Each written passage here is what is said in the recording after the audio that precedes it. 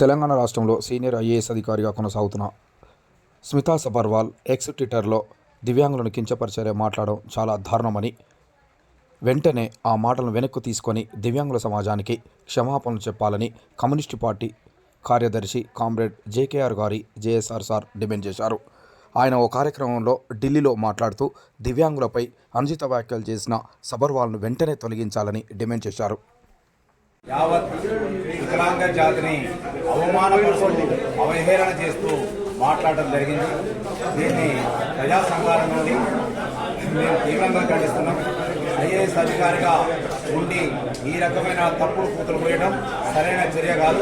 వికలాంగులు ఇలా అనేక రంగాల్లో అద్భుతమైన ప్రతిభా పాఠవాలు సాధిస్తున్నారు. ఆమెకు తెలవదేమో వికలాంగుల గురించి సైంటిస్టులు ఉన్నారు. దేశ రక్షణకు సంబంధించిన అనేక ఆయుధాలు తయారు చేసే వాళ్ళు ఉన్నారు. అంతరిక్షంలో విమానాలు కట్టే తయారు చేసే వాళ్ళు ఉన్నారు. అనేకమైనటువంటి అద్భుతాలు సాధిస్తూ సమాజ ప్రగతిలో తమ వంతు పాత్ర పోషిస్తున్న వికలాంగుల జాతిని అవమానపరుస్తూ వ్యాఖ్యానం చేసినటువంటి స్మితా సబర్వాల్ తెలంగాణ ఐఏఎస్ అధికారి మీద గట్టి చర్యలు తీసుకోవాలి. ఆమె ఐఏఎస్ అధికారి నుండి తొలగించాలని కూడా మేము కేంద్ర రాష్ట్ర ప్రభుత్వాన్ని డిమాండ్ చేస్తున్నాం. యావత్ భారతదేశంలో ఉన్నటువంటి యావత్ వికలాంగుల జాతికి ఆమె క్షమాపణ చెప్పాలి.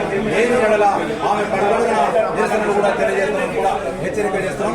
స్మితా సబర్వాల్ గారు, మీరు ఐఏఎస్ అధికారి అంటే ఒక మానవతా దృక్పథం ఉండాలి. ఒక ఆడపిల్లగా ఒక అమ్మ దృక్పథం ఉండాలి. మీరు అమ్మ దృక్పథం లేదు, ఒక మానవతా దృక్పథం లేదు. అడుగడుగున అహంకారం తలకెక్కింది.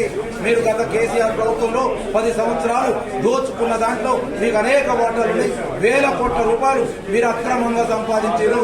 తెలంగాణ రాష్ట్రంలో మీరు వేల కోట్ల రూపాయలు దోచుకొని ఆ దోచుకున్న డబ్బుతో మీకు కళ్ళు నెత్తికెక్కి ఈ రోజు వికలాంగుల జాతిని అవమానపరిచారు. ఇది సరైన చర్య కాదు.